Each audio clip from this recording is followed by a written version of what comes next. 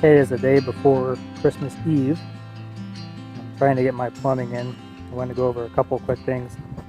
I laid my footings and then I rounded my corner over here so that I could measure off of that side out the distance that I needed. And what I've done is I ran string. I guess it's better on the other side. There we go, now you can see it. I ran string those distances. So now I can look down and see that my pipe is directly below that string. This will be the main drain for the second floor, tub, washer. This will be my stool. This will be my vanity sink. And then to get my distance the other way, because I do not have a footing running the lengthwise the same direction as the strings, I could put a 2x4 across there. Actually, I have some 20-foot ones. That wouldn't be a bad idea. And I can run strings the other way and I can X them. But what I've done instead is I've measured off and I just put a tick mark where the center of my pipe needs to come up at. That is going to save me from running more boards and more string and making this a spider web. You know, if you get strings run each direction back and forth, it becomes really difficult to move around in here. A couple things I was never told when I started doing plumbing was about tick marks. So on your pipe, you'll see these marks around the side, and those marks are set at 45-degree increments. So if you're trying to line up a pipe and you're wanting to get it exactly at 45, here would be 90, right there is 45. And you would line that up on, let's just say this is another fitting I needed. So there would be 90. That right there is a perfect 45-degree angle. Another thing, these little bullet levels here. Get out of my spider web here.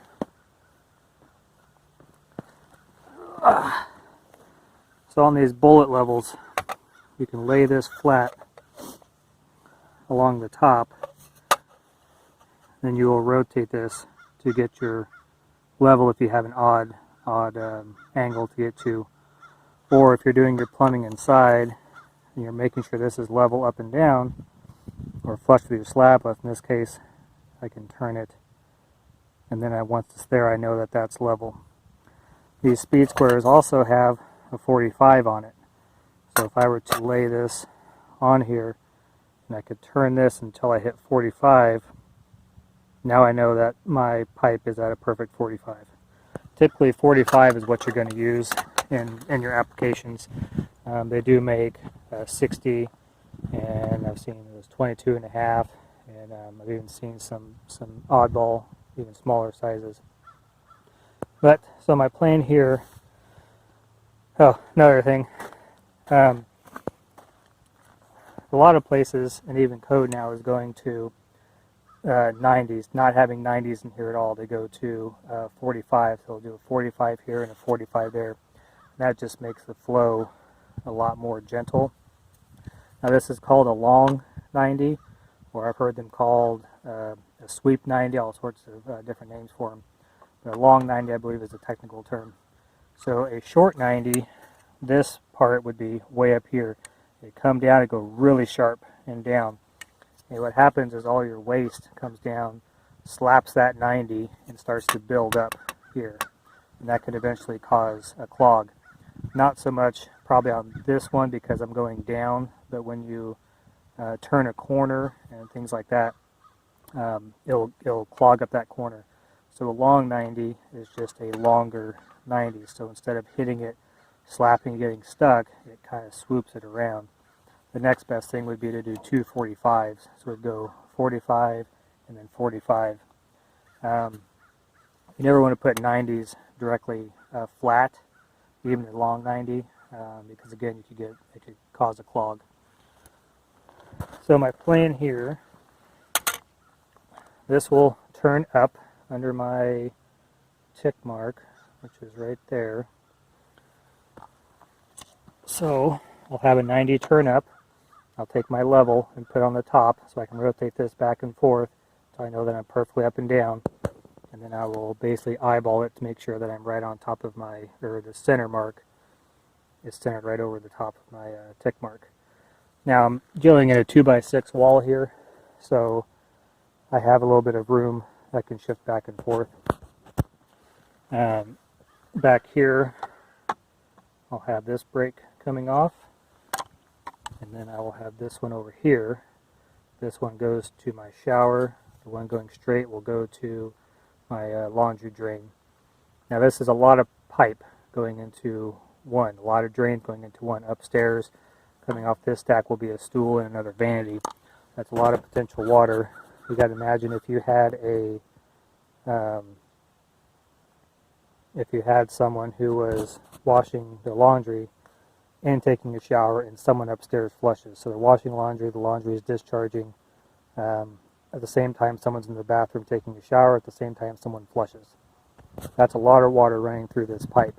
And if that water, as it's going down, is trying to pull the air through, and what that'll do, if you don't have a way for that air to get out or to be replaced, it will suck air down through the pipe, down over to the next fitting, and it will suck out the water in your trap. And then what happens there is you get sewer gas will start coming back up once that trap is out. Not only does that stink, but it's dangerous. It can make you sick. Not something you want to have happen. If you flush a stool or you run a drain and it gurgles and bubbles, a lot of times that's a venting issue as well, because it's trying to get air sucked into the pipe to replace the water that's going down. So on this stack, when I break off, when I get into the wall, I will break off again and then go up through the roof with a vent, so that when this flushing happens and the water and everything's running, it will be replaced with the air from the outside. It can get sucked into the tube and it won't suck your traps out. Now, a long time ago,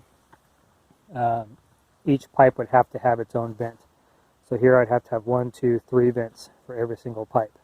Now they allow you to do what's called a wet vent, and what happens there is that you use a bigger tube. So this is a 3-inch. Everything I'm running is going to be 2-inch or larger. So on a 2-inch pipe, the water flowing through it, if you're this round and only half of it gets filled with water, the other half is going to flow that air through it. So a wet vent is basically a drain that is being used for water, sewage to flow through, but also air to go back. So now instead of having 3 vents, I may only need to have 1. So my plan is I will have one here coming off my 2-inch lines that go this way, and then upstairs I will have another one coming off this line. The reason why I'm doing that is these 2 lines are now their own drain, and this line is now its own drain.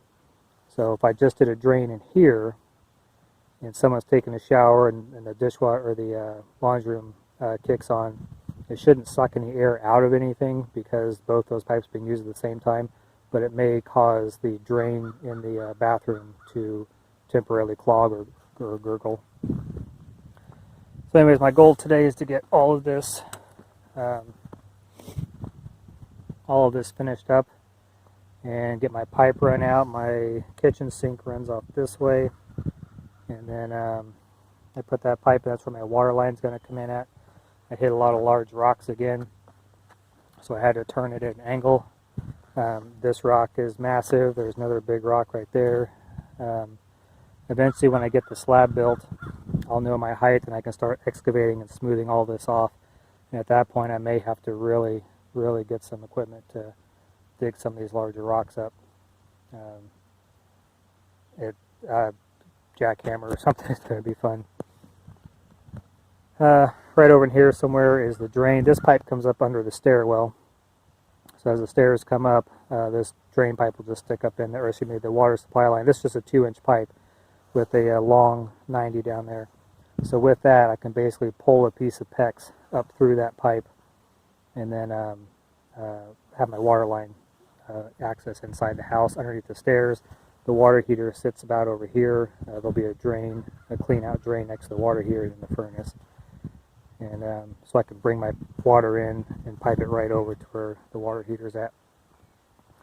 Then it heads off that way over to where my RV drain is going to be. So that's the plan. Also on the ends, I'm using aluminum tape. You can see it on the end of there, and that's what I'll tape it up with. A lot of people use caps. Caps are fine. The problem I have with caps is that this is a temporary setup. So when I'm done, I can take the tape off. I can hack that off, which I probably will because I'll be above grade. If you put a cap on there, you take the cap off, which is great, but now what are you going to do with the cap? I mean, you don't have a purpose for it. So now you have caps you can't take back to the store, and you end up with just a bunch of caps laying around. So I like using the aluminum tape. It does not fall apart as easily as like duct tape or masking tape, things like that. You know, you get a good rain, and a lot of times those will start falling apart on you. Aluminum tape seems to do a lot better and last a lot longer, especially in this application, because I do not know when I'm going to get good weather again. You know, it's supposed to be 50 so today. In the next 4 days through Christmas, it is supposed to be in the 60s, which is when I wanted to pour, but as you can see, I'm nowhere close to pouring. I'm doing all this myself, and it takes time, and there's a thought process involved, so I'm not going to get that done in time.